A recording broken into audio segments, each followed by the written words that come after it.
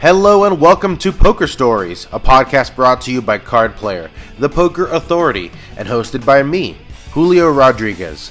This is episode number 156, featuring two-time bracelet winner, recent EPT Paris champion, and original Hendon Mob member, Barny Boatman. Let's get into it. Boys, we got a bleeder at aisle 6, ladies and gentlemen. Down on my pots, I'm drunk and I'm pissed. For the best the poker world has to offer, subscribe to Poker Go now. Your super high roller bowl 7 champion, Daniel Negreanu. Oh yeah! Wheels are coming off. That's the craziest hand I've ever seen. The World Series of Poker, high stakes poker, no gamble, no future, and so much more. What was that bite? Sign up at PokerGo.com using promo code CARDPLAYER to get $20 off the first year of an annual subscription now. By now, you've heard about Global Poker, one of the fastest growing online card rooms available in the US and Canada today. So what's stopping you from trying it out? Global Poker is a safe and secure social poker site that uses their own patented sweepstakes model. Signing up is easy. You can use Google, Facebook, or just an email address. You can always play for free on Global Poker, but you can also buy gold coins for additional play, which will earn sweeps coins that can be redeemed for real cash to a bank account, Skrill account, or even as a gift card. Get a free 5,000 gold coins when you sign up right now at globalpoker.com. Poker Stories is an audio series that features casual interviews with some of the game's best players and personalities. Each episode highlights a well-known figure in the poker world and dives deep into their favorite tales, both on and off the feld.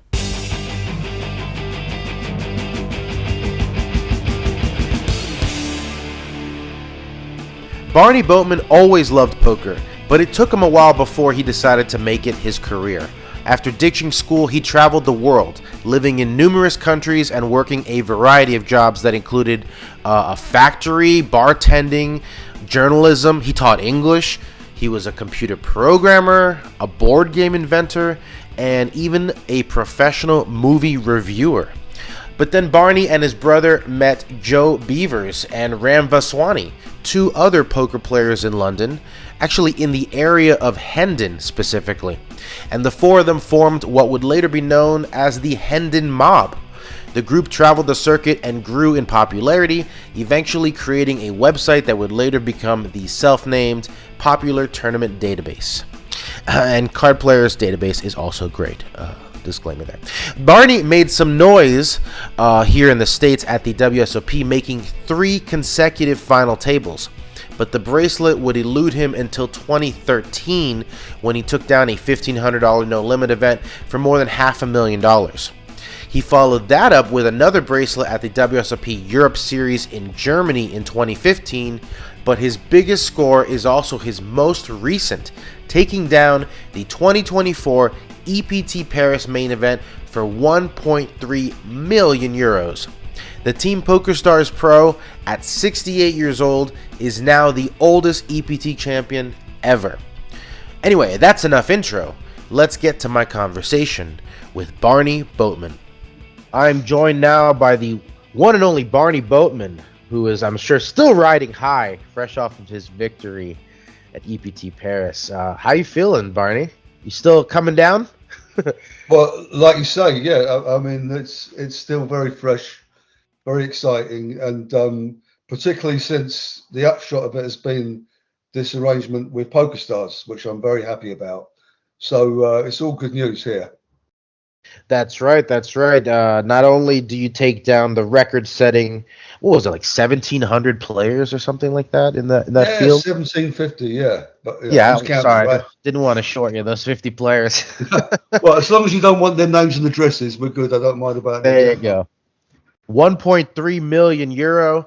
Nice score there to add to the pile, I'm sure. But then, PokerStars comes calling, and they want your services. So what will that entail? I'm sure a lot more poker than you've been playing in recent years.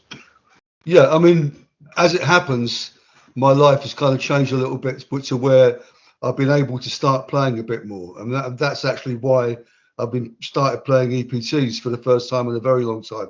I had been only really playing in the World Series for the last few years. So, but yes, I'll be playing more as well. And I think what it entails for me as an ambassador for Stars is a focus on the live side. I mean, for me, PokerStars has always been there supporting and growing the EPT. So, I've got this kind of deep connection and fondness for them anyway. I know a lot of the people there from way back.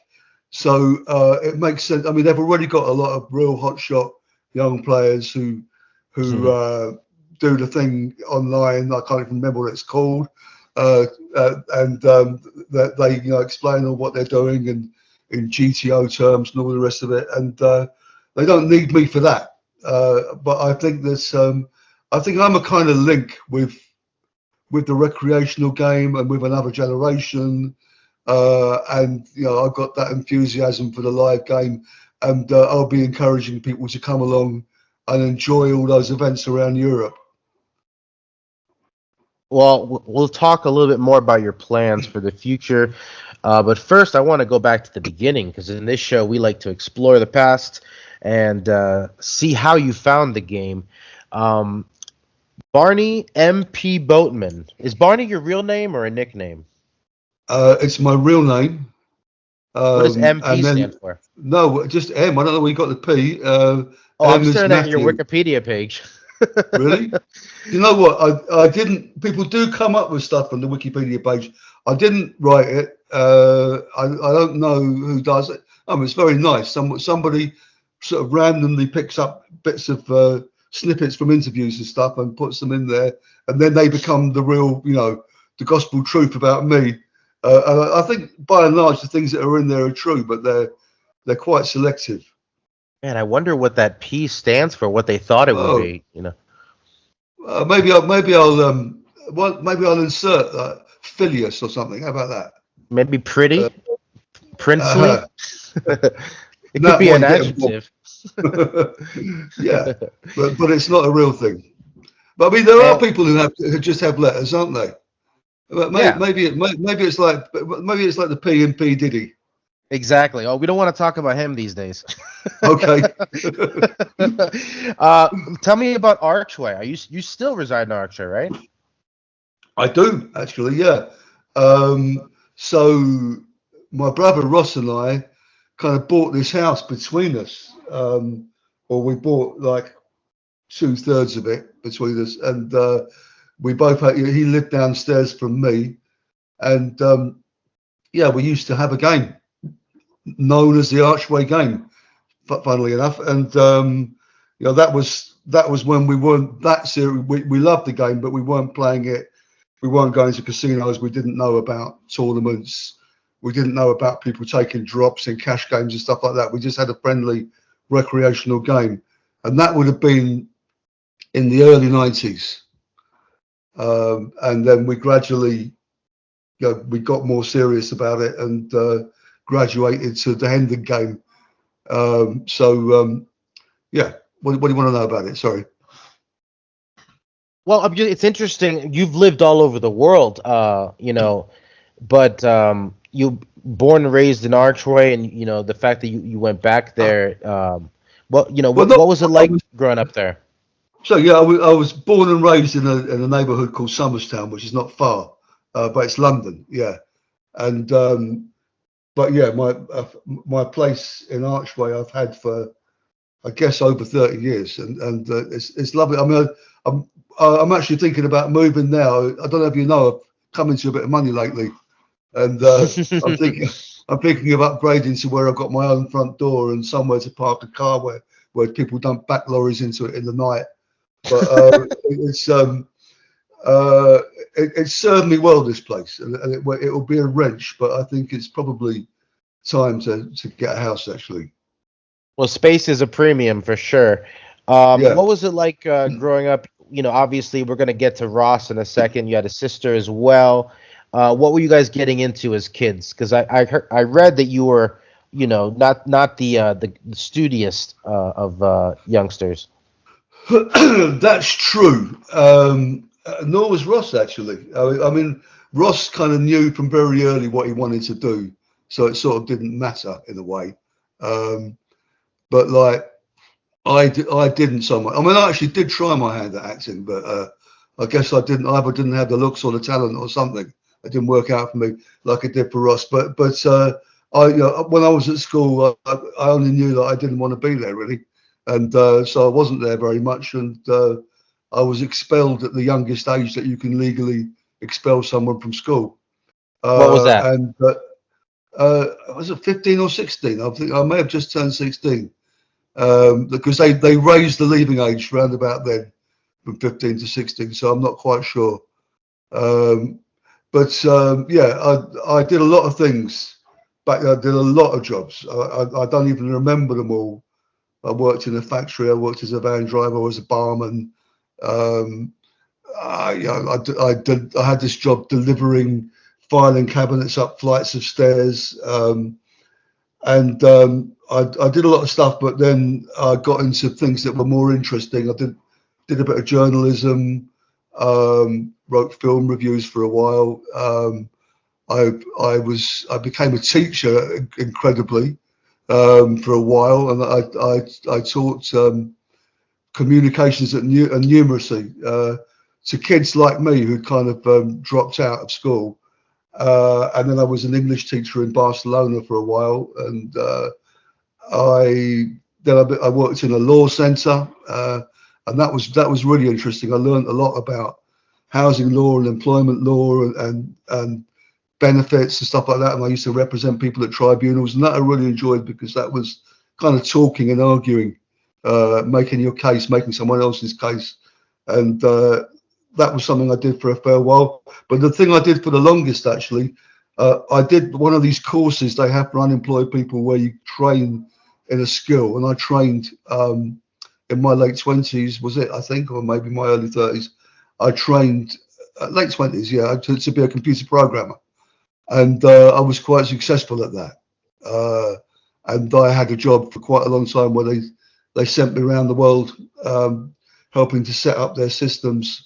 And I lived and worked in Sri Lanka and in Hong Kong, and more briefly in Australia and in India. And so that was fun. And it was, I just got to say, this is, I'm 39 years old, and it already feels to me like I've done everything I'm ever going to do in my life. And we haven't even gotten to poker yet, but considering everything that you did before the age of 40. Well, that was kind of always there, actually, to be fair. I mean, one of the things I was doing at school when I should have been paying attention was playing free card brag at the back of the class, or flicking cards against the wall and betting on who got the closest and things like that.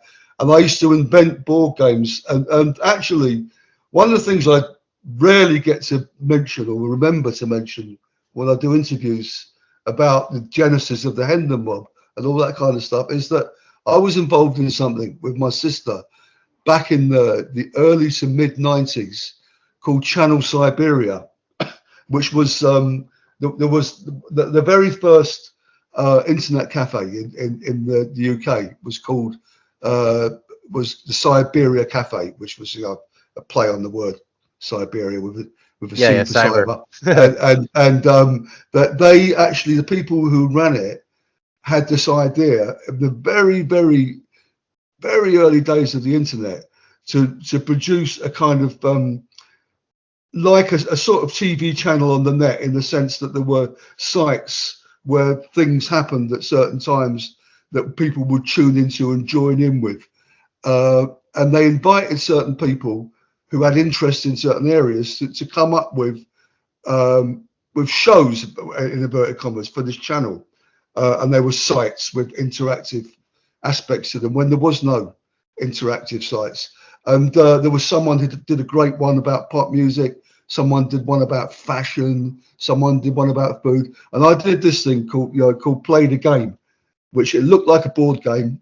And you'd go around and you'd go onto different squares on this board, and there'd be like there was something called Mystic Mug, which would predict lottery numbers for you. There was one. I had a character called Honest Aces who told poker stories, and the cards were turned over as the stories were being told. I've invented a game called Fantasy Punters League that would use the betting odds from real real betting establishments, and you could bet mythical money and go on a table with that. And there was loads of different things. I had somebody doing horse racing tips, somebody writing about chess, but the thing about all of these programs that you had was you had to explain to the channel who you thought might sponsor it, where the monetization would come from. And I said, I think that all these betting companies like Mecca and Ladbrokes and stuff, they're going to be interested in the internet. That's going to be, and so they had someone who went to these people and they showed them this, and they all said, "What are you talking about? What's this internet?" And so there was like, we were like a year or two too soon, and for various reasons, that the whole project was ahead of its time, and it didn't. The guy who programmed my thing was this very smart Australian programmer who I've lost touch with, and the graphics were beautiful. And he went back to Australia and lost touch with him. I don't know where that stuff is now, but the whole thing fell apart for being too soon. But like I had this idea from early that like the internet was going to be a place where stuff was going to happen that was to do with games and gambling. So that was kind of in the back. It wasn't in the forefront of my mind when the Hendon Mob developed, but it was in the back of my mind. And I mean, with the Hendon Mob, I think it was, what happened was, like I say, we'd graduated from that game in Archway to the more serious game in Hendon. And we started, there was 4 of us, 2 stalwarts in that game, Joe Beevers and Vaswani, and myself and Ross, my brother, used to start traveling around, and we were known. There were lots of mobs. There was the Birmingham mob, the Liverpool mob, the Dublin mob, whatever, and we were the Hendon mob. And that's how we were known, because people always saw us together in the Hendon game. And we all started playing tournament poker around about the same time, which would have been the early to mid 90s. And we were getting some success as individuals, which was why we were invited onto Late Night Poker, which started in 1999 and was the first show to have under the table cameras. I think a lot of my listeners who are younger might be surprised to find out that poker existed before Chris Moneymaker won it all in 2003. Yeah, I mean, that's right. Obviously, it was way bigger in the States, part of the culture, in a way that it wasn't in the UK to anything like the same extent. It always existed. You were aware of it, but it was kind of very underground, very seedy, semi-legal, and I don't know when the casinos started running cash games and tournaments, because it was already happening by the time I got aware. But it was, it was a relatively small thing. But like when Late Night Poker came along, which, as you say, predates a lot of things that people will be aware of, including the World Poker Tour and the rest of it, that we kind of, the 4 of us had this idea that sponsorship might follow, that there was a cultural moment with poker, and that and it was worth us going on the show, putting up our own money and showing a bit about how we played, because we were placing ourselves possibly in a position to be part of all that. And that's also part of the thinking behind starting the Hendon Mob website, which we started in the year 2000, and it was just as like a little fanzine to promote the game and promote us and other players that we knew, and try and get ourselves and the game noticed. So yeah, it all kind of, and I guess, like I say, the thing of having had some experience of, or some idea about the potential role of the internet, may have been one of the factors that influenced us in starting that. I don't really remember. Yeah, you could foresee it happening. I got a lot to say about the Hendon Mob. When and even Late Night Poker, when I first started back in 2005, I think was with Card Player.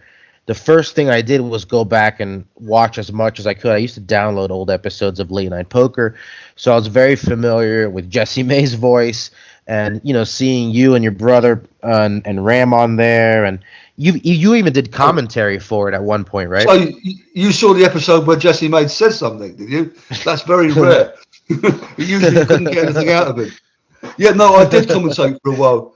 But funnily enough, yeah, because what happened, the first thing I commentated on was the very first live poker million in the Isle of Man. And I think that I used that as my audition tape for getting in and taking over the job at Late Night Poker. But that was another real groundbreaking thing, because that was the first live poker tournament that ever went out, and it was also the first £1 million prize, which, in case your listeners in America don't know, is more than $1 million, right? And was a lot more than $1 million then. And so that was an amazing thing. That took place on the Isle of Man.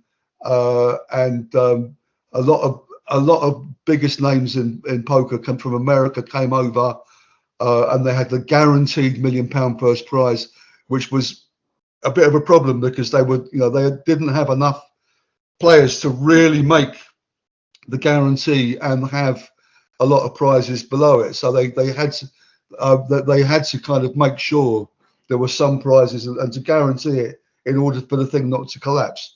But it was, in the end, it was very, very successful. And I was supposed to be commentating in that. I made the final, came sixth, jumped out of the commentary box, of the final table, and went into the commentary box. And that was the thing that John Duffy won. John Duffy, the guy who ended up starting the European Poker Tour. So it was a lot. There's a lot of history in that. But then, yeah, I did get the gig with Late Night Poker, and I preferred commentating on it to playing, to be honest. Oh, it's always so much more fun to see the cards and sound like a genius, right? Rather than play the guessing game in the chair. We mentioned the Hendon Mob, but maybe some younger listeners might not even realize that the Hendon Mob was a group of people and not just a website full of results. When I first came to Card Player, Hendon Mob and Card Player were working together. I believe we were providing the U.S. results. You guys were providing the European results. There was a little bit of a partnership there, for our databases to work together. So I always had a great things to say about the site, and obviously it persists to this day, even with new ownership. Is it weird to kind of have your stamp on something like that, like your group stamp on something like a database? Yeah, I mean, the funniest thing about it is that they still got the logo, which was made by a friend of mine, which is actually a silhouette of the four of us taken from a photograph standing on the beach in the Isle of Man, and like only very few people look at that logo and know where it came from. Right. It's like Jerry West as the NBA logo. Yeah. But what it is, I don't, not so much weird as really nice. It was great that Alex Dreyfus and the Global Poker Index came along when they did at a really good moment for us. When because what happened, obviously like I said, the Hendon Mob website started out like a little fanzine, very jokey, with a fun forum. It was very UK centric, then European centric. And it grew gradually, but the development of the database, which is what it's known for now, happened almost accidentally to start with. We had a little deal with an online betting site to promote their product by putting up a market on the poker tournaments in Europe, and we used to put up the prices on the most well-known, say 100 players or so, and we'd write a little form guide on them in order that people would have some information to go on. And then people would come up to us and say, why aren't I on your database? Or we didn't even call it a database. Why aren't I on the list? Look, here's what I've won. Here's a photograph of me. Here's my nickname. And we go, okay, fair enough. We'll put it in. Why not? And we'll make you. What do you want? We'll make you favourite if you want. It's like we don't care. We gradually built it up, and then card rooms started sending us their results. in all, and it happened really organically, and it got to the point where it was the thing that people were most interested in about the site, and nobody cared about these 4 old guys from London who played a little bit of poker here and there. They wanted to know how they were doing and how they compared with the top 10 people in Ireland or Dublin or Sweden or whatever, and that became more and more what the site, what all the work on the site went into. And so by the time we ended up selling it, we had an office, we had data enterers, we had a full-time programmer fixing bugs, and we were fielding all sorts of, we had people sending us articles, and it was great, but we didn't set out to be, and certainly I certainly wasn't cut out to be a business person, and so when the timing of the offer from Alex Dreyfus was perfect, and I'm just really delighted, I think we all are, that it was taken to another level, and that the legacy is secure, that the site will, I won't say always, because nothing's always, especially on the internet, but it'll be there for a while yet. Poker Stories is brought to you in part by Resorts World Las Vegas and their beautiful 30-table poker room. Experience the thrill of the game where high stakes meets luxurious ambiance. Located right on the Las Vegas Strip and featuring free parking for Genting Rewards members, Resorts World is a $4.3 billion property that offers world-class gambling, dining, and entertainment options. To learn more, visit rwlasvegas.com. Resorts World Las Vegas. Rule the game. Hi everyone, this is two-time World Poker Tour champion Jonathan Little, and I want to tell you about my training site, pokercoaching.com. Poker coaching is the place to be if you want to increase your poker skills and learn to crush the games. It's the only place to quickly increase your win rate with active learning, so you can achieve your full poker potential without having to hire an expensive coach.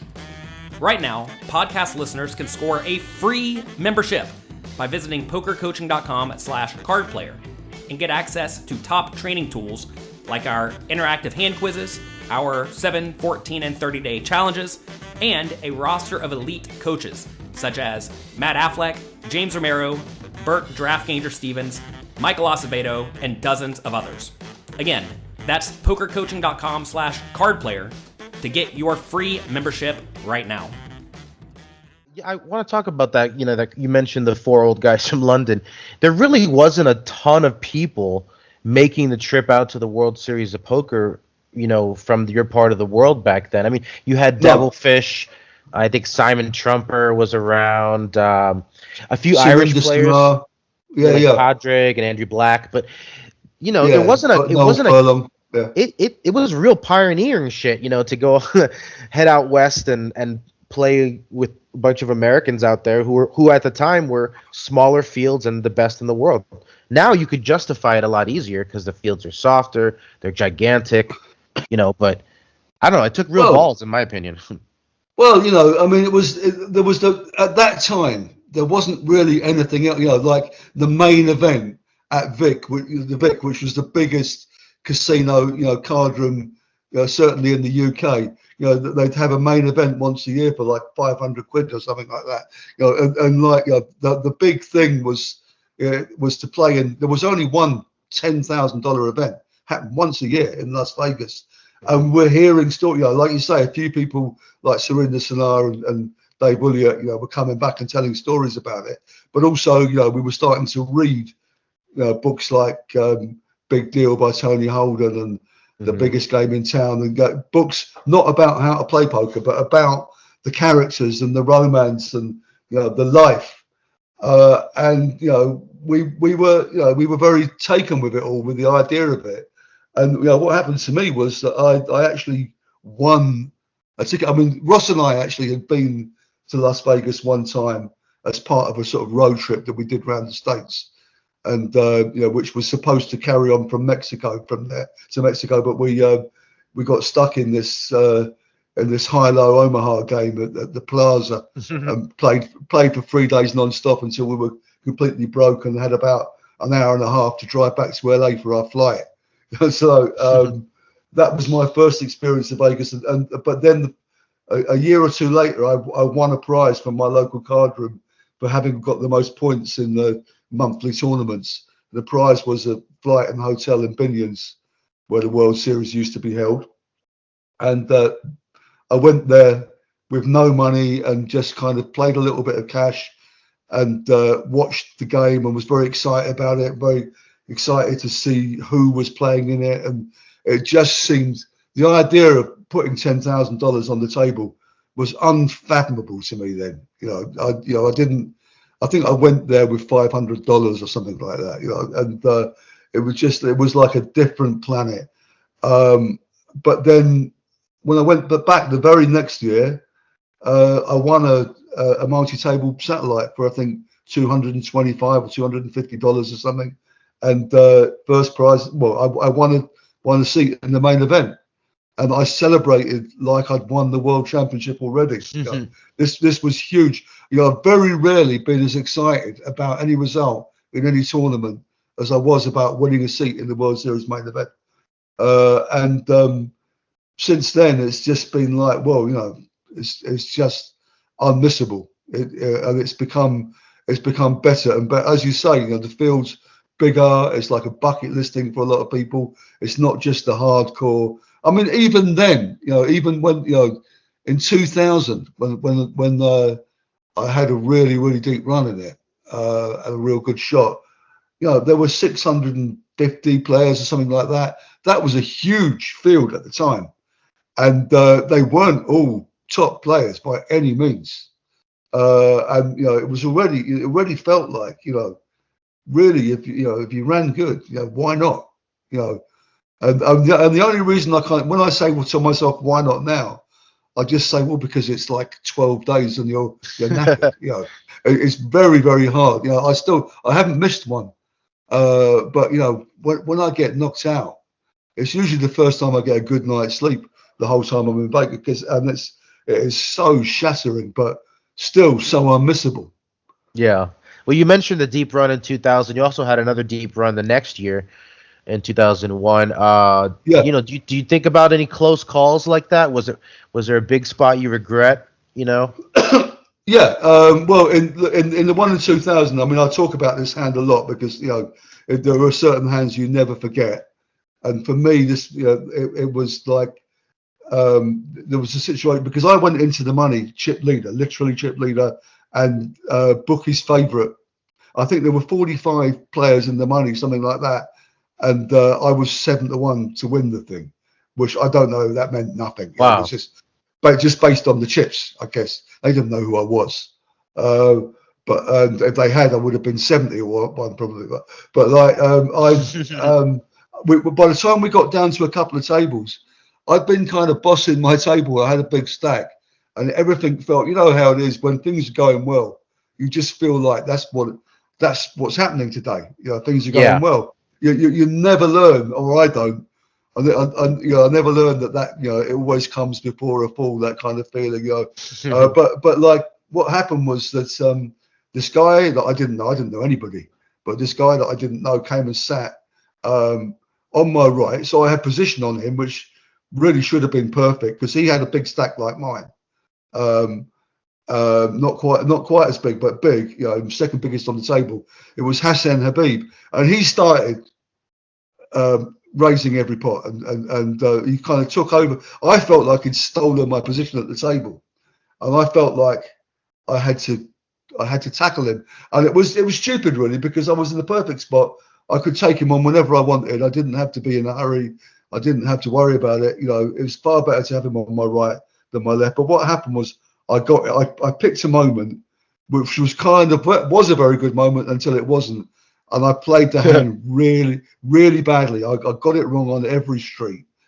Basically, he's raised in kind of mid position, I think, and I got a hand. I'd like to see a flop within position, but I don't want to inflate the pot.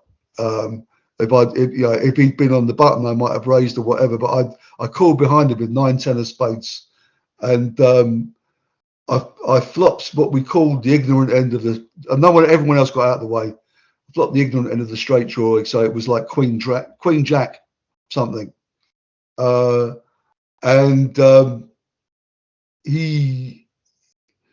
I think he led out, and I decided just to call. And I can't remember what happened on the turn, but I think maybe on the turn he made this was one of the things that did happen, was like at some point, possibly on the turn, he made a bet which I decided to call, which was actually much bigger than I thought it was. And this was because I was wearing this, and I've never worn them again. I was wearing shades. Not only was I wearing shades, but I was wearing prescription shades that have been made by my local optician, and without me asking to, and I didn't like it at all, but the shades had red in them. I hated that, but I was too late to get it altered. So I was wearing these shades with red in them, and I think that was probably part of the reason I misread like the colour of chips or something.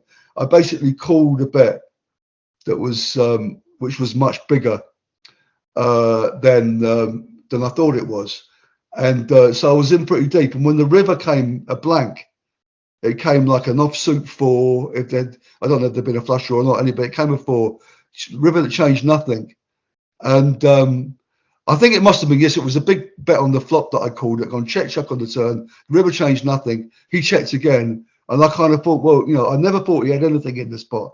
At every stage, my read was this guy's got nothing, and his action kind of bears that out. But I've only got 10 high here, and he could accidentally have a hand that's beating me. He could have king deuce, I don't know, ace 3 or whatever, so I kind of thought, well, if I make a big bet, I'm going to take this pot away. So when he checked me on the river, I shoved. I had him covered, but it was a lot of chips. And he looked at me. He sat there for quite a while, and he looked at me and he said, "Are you bluffing?" And I as well as playing every street wrong, I then played that situation wrong because I kind of took my shades off and looked at him square in the eyes, which people watching thought was hilarious. A lot of people laughed, but I wasn't really there to entertain people. Anyway, he figured it out. He figured out that I was what we would now call polarized. I don't know if we used that term then, but I either had a big hand or I had nothing. And he had 7-4 off, and he had river to 4. And he called for all his chips. It was a great call. But that hand, I will not ever. I learned so much in that hand about myself, about the game, about all sorts of things. But it was a very expensive lesson. I mean, I didn't go out. I finished up going out on a flip I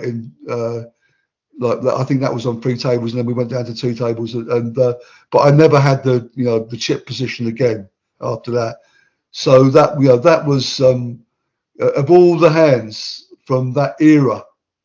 That's the one that I won't ever forget, and I still kind of like. I mean, obviously, enough things have happened since that I'm over it, as you can tell. Yeah. Never think about it. But like I'd still like to reach back and tell old Barney, for God's sake, if you're going to play the hand, take some aggression before the river. Don't just don't put your hand face up by flat calling in with a draw. I mean, it was just it was very, very bad. But so that I finished up, I think, the top place European, and the following year, same thing. I didn't go quite as deep, but again, top place European, because as you say, so many were playing then. It was quite a thing. To be out there, and like I used to go for a few years. I used to go and win my seat in satellites, and then we were very lucky, the Hendon Mob, to get that sponsorship deal with Prima Poker that really kicked us off to another level where we could come along and play a few more events. Now we sorry. No, go ahead. I was just going to mention you talked about close calls at the series. There were a few of those, but you finally got that bracelet in 2013 after a very long heads-up battle. I have to imagine that 3-hour heads-up battle for your first bracelet might have been like the most stressful poker of your life? Well, you'd be wrong, actually. Really? Unless I'm remembering it wrong. I mean, I guess it was intense. I don't think stressful would probably be. I was very lucky where I had a huge advantage over Barry Donahue, who I was heads up with. Very good Canadian player, and way the best, of the people I was up against in that final. I was very lucky that I had a huge rail. That there hadn't been a UK result, or UK stroke Irish result, that series, and it was near the end of the series, so everybody wanted something to cheer for. And my brother was there, my good friend Sin was there, and between them they kind of got the word out and rallied, and we were buying everybody drinks, and there was this huge rail, and they were being really funny, and they were singing, and they were really making. I really felt like I was playing at home, so I massively enjoyed the moment, when it comes to heads up, well, you kind of, most of the time, you know what to do, but what I was trying to do was do it by attrition, not get into just one hand to decide the whole thing. Although, of course, in the end, that's exactly what did happen. I don't know by how much I had him covered, but we got it in on a flip. And so obviously, I probably still haven't won a more important flip in my life than that one. And it was an incredible feeling, and I certainly had felt that like I wasn't ever going to be someone who won a World Series bracelet, because I had some close calls, and the closest being a second place in a pot limit hold'em way back in, was it 2003 or something like that, or two, I don't know, but I had felt like my moment had probably passed. The fields were getting bigger, people were getting better. I wasn't getting any younger, even, and I wasn't. I tended to play the 1Ks. They're the best value tournaments for me. I still prefer to play mostly those. But their fields were absolutely huge. I think it was like 2,500 in that tournament. So obviously a lot of things have got to go right for you to get there. And I never really expected it. And when it happens, you kind of change your view about the fact that I'm someone this can happen to. It gave me that much more, I guess, confidence, but certainly more of a taste for it all. And that's when I started to come and play more events. In the last few years, I've actually gone for the whole thing, and mostly, like I say, mostly played 1Ks and 1500s because they're the best tournaments. You can, if you get to day two, then this huge field has melted away, and you're playing for like 500,000 or 1 million or whatever. And every day there's something like that. It's amazing. There still isn't anything quite like the World Series. Oh, for sure. Like, I imagine it must have felt like you got a monkey off your back, though, actually holding the goal. Was it more relief than joy? It was pure joy. I don't know if I felt. I kind of felt that.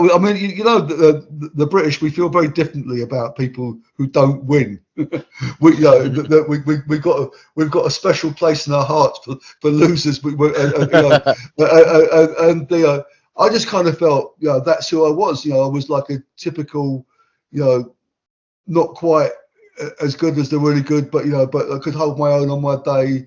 Would go and give a decent account of myself. Would never actually be up there, holding up the trophy over my head. But I'd won tournaments, obviously, particularly in Europe. I did. I don't think that I felt I had a monkey on my back. I just felt that's who I was. I don't know. I kind of knew. I mean, I'd been close enough in big tournaments and had bad things happen to know that I could. There was no reason why I couldn't win. I'm talking about big WPT main events and things like that, where 15,000 buy-in, 10,000 buy-in, where I had a horrible caller in the last last table.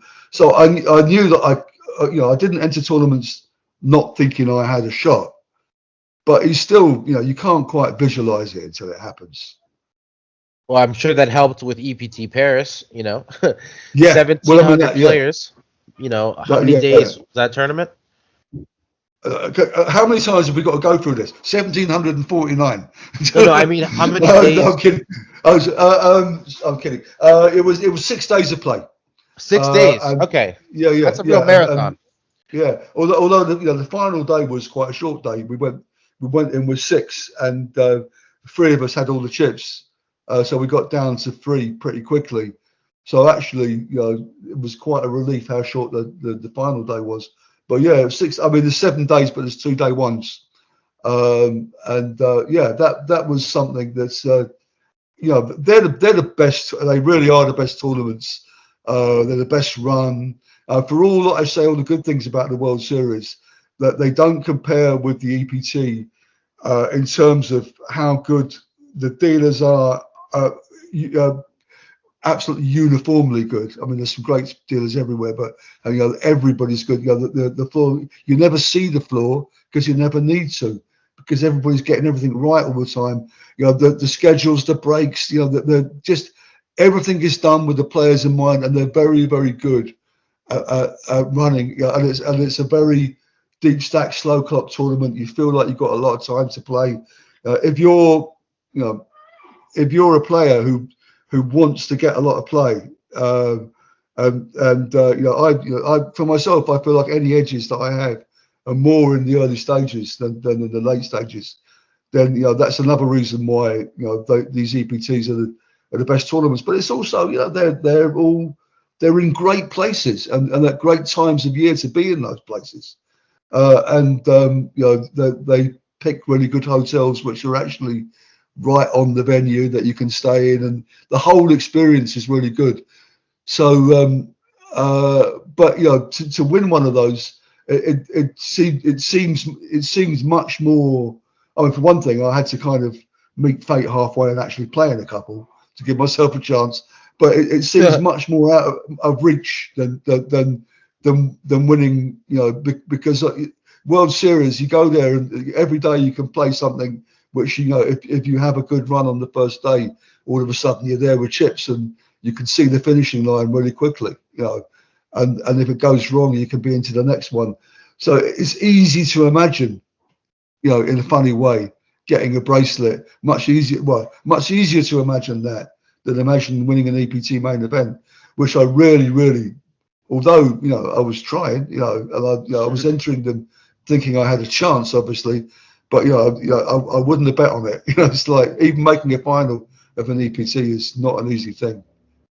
You're the oldest EPT champ ever at 68. Do you feel any effects of age as far as endurance? Anything like Yes. that? Because poker's interesting because as we age, we're always getting better strategically. But there is the fatigue factor. Well, that is huge, and that's I try and do what I can to mitigate that. And so I will always play the earliest starting day in a day in any event that has multiple starting days, because that rest day is invaluable to me. And I've never slept well. I've always been an insomniac. It's not getting any better. I always suffer from jet lag when when I go to the States, and I never really get over it the whole time I'm there. So that's kind of always gone against me a bit. So I guess in the way I was used to the challenges of being old when I was young, because but I it's true that you gain experience, and you gain perspective, and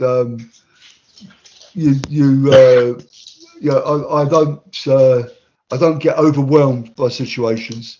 I'm always able to think. I mean, I do sometimes. Tiredness will make me make mistakes. I know that for sure. And also stupidity will make me make whatever. I'm never going to be someone who doesn't make mistakes. But I think that like I won't be like overwhelmed by being in a big final or being on a televised table, because I just know. I know what it is. I know the pitfalls. I know not to try and, do heroic things just because the cameras are there, or try and perform any differently. And I think the best players, they kind of seem to be born knowing this stuff. They go on these huge buy-in tournaments and they sit there and they think it all through, and they play perfect games. But like most people that you find yourself with, randomly in a big field tournament, very few of them will have had as much experience as I've had, and I know that does help me at times.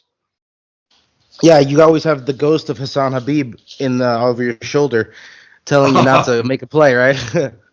Oh, is he dead? Oh no, I know, I'm kidding. Yeah, no, you're right. Yeah. It's nice to have that experience to draw back on, All right. Yeah. We got some rapid fire questions to close things out if you're ready to go. Okay. You had a near-death experience in a motorcycle? I think near-death is probably is an exaggeration. Again, this is like someone's taken sort of random biographical details and put them in the Wikipedia page. I had a very serious motorcycle accident when I was a teenager. I think I was, a drunken driver sort of drove into me, broadsided me, and then drove off and left me lying in the road in the dark in the night with a smashed up leg. And I was in hospital. I was in hospital for a couple of months, and it wasn't nice. But I don't think my life was ever under threat from it. But it was certainly, quite a traumatic experience. Well, a few feet either way. Who knows? Glad you made it out of that one, relatively unscathed. Let's see here. You've been in the game a long time, obviously. Has there ever been a time where you thought that it was evolving in a way you didn't like? Yeah. So I guess if you're talking in general terms, I think that like one of the things that happened when the game was played entirely live was that there was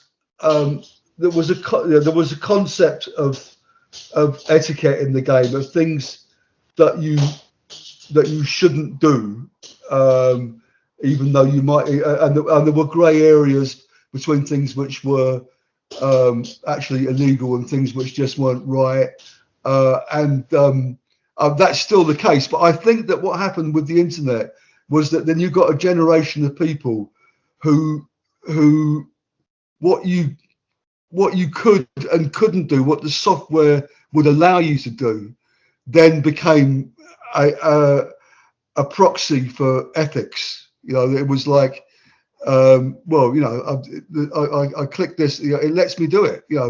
It lets me, it lets me time out here, and if that's to my advantage, or or there's nothing to stop me picking up my phone and telling my friend what I've got. The software allows it, and so there were, because people's behaviour wasn't being policed in the real world, I think there was some confusion about what it was all right to do.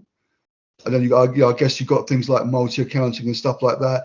And I think there was a period of adjustment, and before people came to understand that it wasn't just a game that if you could do it, it was okay. Like if you could dive and get someone sent off in football, that was okay, or whatever.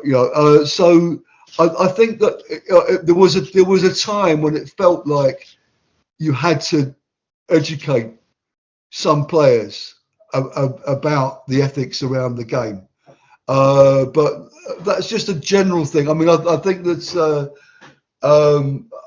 I think in most ways, in almost every respect, the game has got better. It's got better in terms of the demographics of who plays. got better about being more welcoming to women specifically, and it's got better in terms of what you can learn about how social it is, about how good the software is on sites and what choice there is in live and online, and particularly with PokerStars, the kind of synthesis between live and online, which I really like. So in almost every respect, I would say. I mean, obviously there was a horrible shock with Black Friday, and that set a lot of things back for a long time. Was it Friday? Was it a Wednesday? I can't remember now. Or a Tuesday. Anyway, that day. But I think I'm very much an optimist about when I first started playing. I had my real friends and my poker friends. I had a real life and a poker life. And more and more that, first of all, that became blurred. But I made closer and closer relationships with people in the game. I think that there's a wider choice of people to get to know. And now I've got some of my best friends are people I've got to know through poker, which I never would have imagined when I started playing. So I mean, everything about being in this world, I mean, my experience might not be typical in all sorts of ways, and I've been very lucky in a lot of ways. But it's I still love it, and I wouldn't be doing it if I didn't. I don't have to do it, and I had a very lucrative career in programming as well, and I could have been very secure financially all my life doing that. But you only get one life, and I love this. I love this life. That's great. Well said. Do you have any hidden talents? Well, my mum was a really good artist, and she taught me. I used to be. I mean, I haven't done it for a long time, but I used to be pretty good. And I used to actually do, for a short while, I did sort of charcoal portraits of people, and they paid me for them. So I was good enough to get paid for, because I was quite good at capturing likenesses. I haven't done that for a really long time. I fancy myself a writer, but I do very little. But I don't know if you know, by the way, there's a really good book called He Played for His Wife and Other Stories. He Played for His Wife and Other Stories, which is on Simon & Schuster, which is an anthology of short stories that are all related to poker in one way. They're all written by different people. Jennifer Tilly has written a brilliant story in that book, just as you might imagine that she would do. Very cinematic, very visual, very funny. And there's a lot of people who aren't known for poker, but known as writers, but who have got enough of an affinity to poker to write. And for various reasons, that book didn't quite get the traction it deserves. And I really, really recommend so strongly that anybody listening to this who haven't seen it, you can get it online. You can get it on Amazon. You can get it in hardback or online form. And it's called He Played for His Wife and Other Stories. Really, really good book. And I'm in it, by the way. I wrote one of the stories, which is one of the reasons I'm so keen on promoting it. He Played for His Wife and Other Stories. Cool. We'll have to check that out. If you started a band or other musical act, what instrument would you play? Well, I was in a band, and I did sing. And I can carry a tune, actually. People have heard me sing, are quite nice about it. Although at that time, it was kind of like the punk stroke post-punk era, and being able to carry a tune wasn't quite the advantage it is nowadays. And the guy whose band it was used to tell me off for crooning. He told me I should sound more angry. But I tried my hand at the drums. Didn't really give it enough effort, but enjoyed it, even though I didn't do it nearly enough to be any good at it. And if I kind of had my time again, I think, although it's kind of like in many ways the kind of one of the less necessary instruments because, well, I guess that everything can be done technically now. Without, it's crazy without, what they can do. AI is making it insane. Yeah, singing too, I guess, everything. But like, I think that it would have suited me. I had a lot of energy, and there was something about the drums.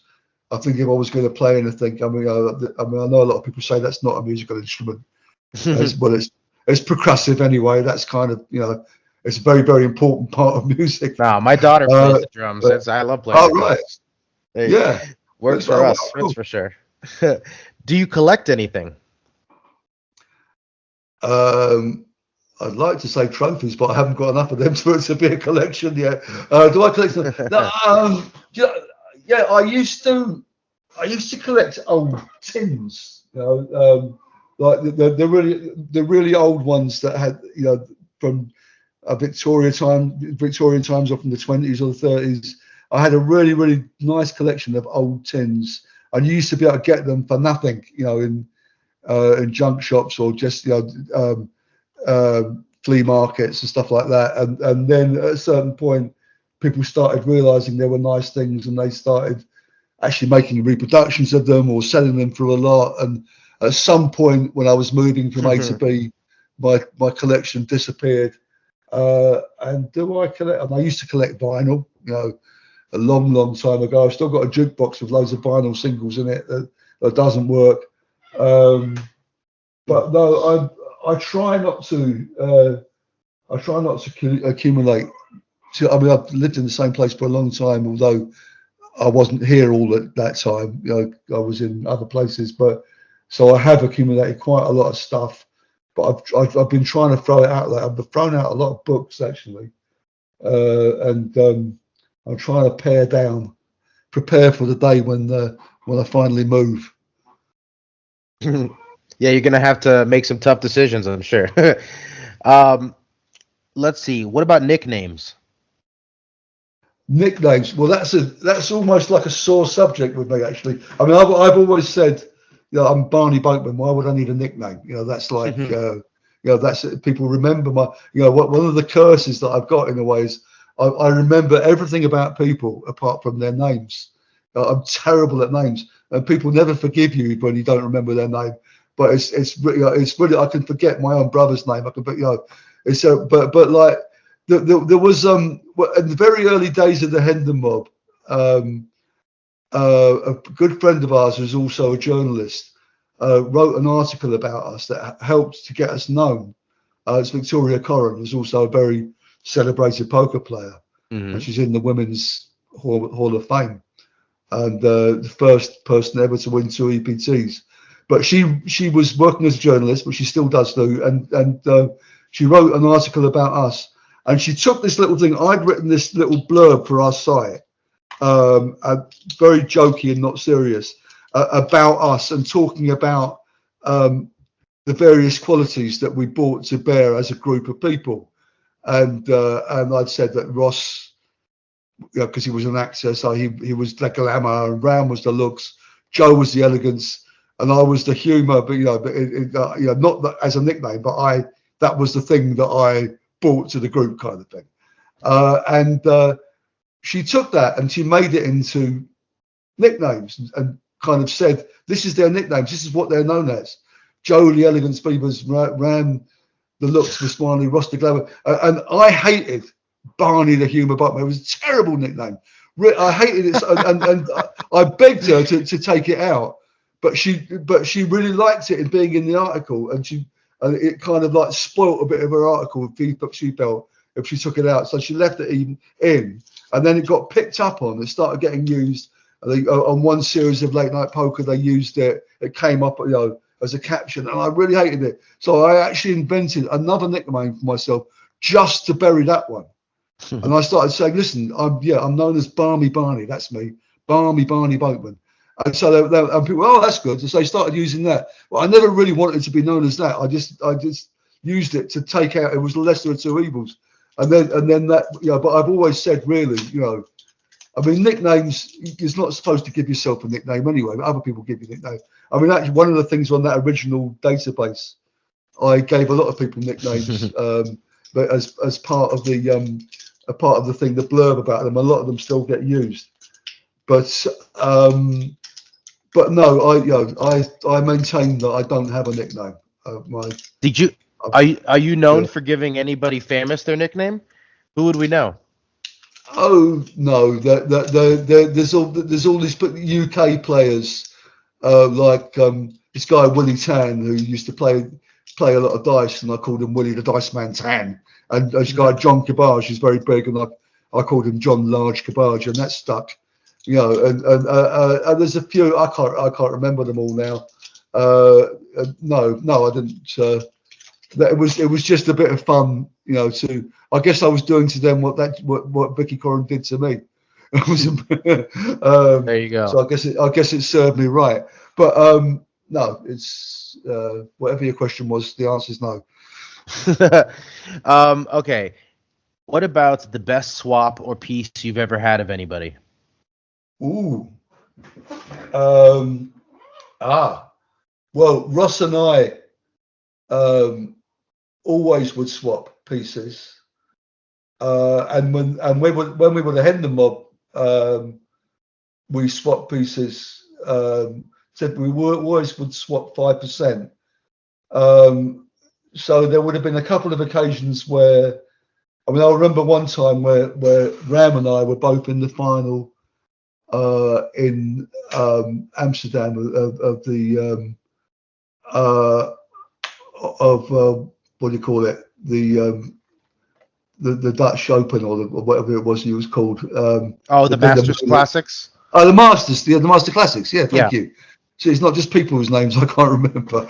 We were both in the final of the Master Classics of poker, and we had swap 5, and we got to the last 3. I ended up calling a bluff by Ram, and that's another hand I'll always remember. Actually, I caught him at it, but then he hit a card. He went on to win it. I came 3rd, but that the pain of that. Going out 3rd from a position where it looked like I was going to win it was very much mitigated by getting a very big chunk of Ram's prize. I had some very nice swaps with Ross over the years. Ross had some great results, and he's had some very nice squeezes.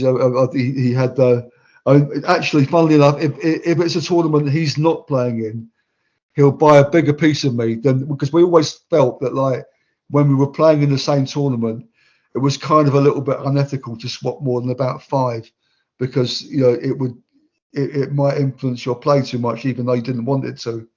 I'm proud of the fact that we always went hard against each other, particularly me and Ram. Ram would knock me out of more tournaments. I could never beat the man, and we always had a share of each other. But so when I'm playing in something and Ross isn't in it, he might buy a really big piece of me. He might buy, when I got that bracelet in Vegas in 2013, he hadn't played, and so he bought like 25% of me. So that was brilliant. We always want to share in each other's success, that's just, it wouldn't be right not to, and it just makes it extra sweet. So it's not necessarily the amount of money, but it's the feeling you get of being able to include your brother in anything that good that does happen. So I've got a lot of memories like that. That's awesome. What was your largest non-poker wager? Well, I can't remember how much the wager was, but I stood to win £750,000 if Cameroon won the World Cup back in 1990. I backed them when they were sort of 2,000 to 1 or something, and they finished up being getting to the very late stages and being very unlucky. And this was a bet. It wasn't an online bet. It was a bet made in in betting shops. When you write it down on a bit of paper. And I think that it didn't occur to me to lay off. So I didn't get, but it was very exciting, knowing that I was that close to that kind of money, because that was back when $750,000 was a lot of money back then. Yeah. So I can't remember what I had on it. It must have been quite a lot, but I mean, I don't tend to bet big amounts, but I do tend to look for exciting value bets, which, if they do come off, are going to, get an amount of money that you could be really excited about winning. Yeah, home runs only. Who wants to double their money? That's no fun. Yeah, I mean, I actually bet more on politics than anything else, because it's something, I kind of know more about it. And I've done, that's the one thing I've done quite well over the years, but not betting big, because usually the bets that are available aren't usually that big anyway. But I do, but I'm not like one of these people who, gets a big result and then starts betting bigger and betting on all the sports and stuff like that. I'll bet on things that I'm following anyway. When the World Cup comes on, I used to, for decades, I used to back Spain to win the World Cup, and I think that I finally didn't bet on them the year they finally won it. I think the price had come in, and I kind of always felt like they were going to win it one day, but by the time they did, I think the price wasn't interesting to me anymore. So that's how if you had bet on them, they wouldn't have won anyway. So probably why they won. Almost certainly. I hope they're grateful. What about the longest session you've ever played? Ooh. Well, it would be. Back in the early 90s, the 90s, around then, when we were playing almost exclusively cash games. And when I was not quite as old as I am now, and when the games sometimes were very good, or they felt like they were very good, and you either couldn't get up because you were winning and it wasn't a good game to leave, or you were losing and you wanted to get it back, which is not a good reason to stay in the game, obviously. But there never seemed to. It always seemed to be more compelling reasons to stay than to go. So when a game lasted for 4 days, I'd be there for 4 days. 4 days. Yeah. Wow. I think that would have been the longest. Couple of times, and certainly 2 days was not uncommon at all. 48 hours was really wasn't uncommon at all. I honestly start fading after 8 hours. 8 hours. I probably do too, but I probably just didn't realize it. Or everybody else was fading as well, the same amount, so it didn't matter. It became they shoot horses, don't they? I mean, there was a lot of things we did that was stupid. I'm sure I still do stupid things, but bit by bit I learn. By the time I'm 80, I think I'll really have a handle on this game. Do you have a celebrity doppelganger, or growing up, did people tell you look like somebody? I had different people I got. So when I lived in Hong Kong, weirdly enough, and it was a lot of people seem to think I had glasses then. A lot of people seem to think that I looked like the guy from Leon, the movie, the French actor, which was a huge compliment. I thought, and I was very happy to let them think that I was him. If they, there was a singer called Eddie Tudorpole in a band called Temple Tudor back in the sort of punk days, post-punk days, who really did look like quite a lot like me. And poor bloke, but he, so I got a bit of that.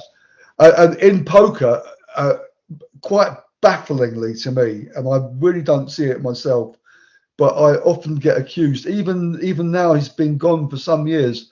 I still get accused of being the devilfish on a regular basis. Wow! And told that I look like him, which really, I mean, great guy, great poker player. But really, no oil painting, and it's not a compliment. But if you want to upset me, you know how. Tell me I look like the devilfish. But people insist that I'm him. I mean, it's extraordinary. All you need is a suit, some sunglasses, and the hair gel, and and the Hull accent, and a few things, and maybe slightly less politically acceptable views on a number of subjects, and a different. I mean, I don't see it myself. I don't get it, but there was a time when the people thought I was him, and I thought it helped me in the game. I wouldn't disabuse them of it. I think that's more testament. I think it's more testament to Americans' lack of knowledge when it comes to accents. We're just a bit of that. There was a little bit of that. Are you superstitious at all? Oh no, it's very unlucky to be superstitious. I wouldn't chance it. No, I don't know. I mean, I guess I sometimes have little rituals or something. No, I don't think I'm superstitious. I really don't. What about phobias? Ooh, phobias. Yeah, what's my phobias? I think I've got one. What is it? It can't be very serious if I can't remember what it is, can it?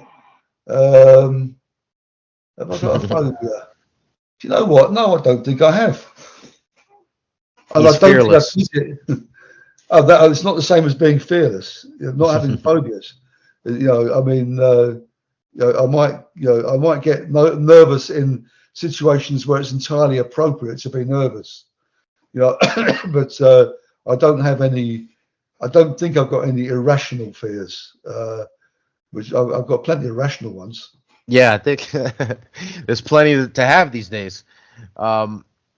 We end the podcast the same way every time, with a question from the random question generator. Let's see here. All right. If you had to live without one of your 5 senses, which one would you give up? Sense of smell, I guess. Yeah, although, right? I mean, it's not because I think that's a trivial thing, because it's so bound up in taste that it would be painful to give it up. But I'm not going to give up any of the others. What? Sense of humour? No, I wouldn't. I think I'd give up smell before that as well. Maybe my sense of the ridiculous. Oh, well, I'll give that up. Well, you are Barney the Humor Boatman. No, I'm not. I wish I hadn't told you that. Yeah, he's losing the sense of humor. That offends my sense of fair play. You bringing that up? That's perfect, Barney. Thank you so much for coming on the podcast and sharing the stories. It's been a pleasure.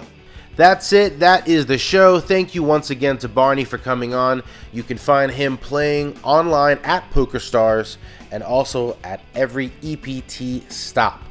Also see what he's up to on Twitter/X at Barny Boatman. Be sure to check out that book he mentioned earlier in the podcast. He played for his wife and other stories.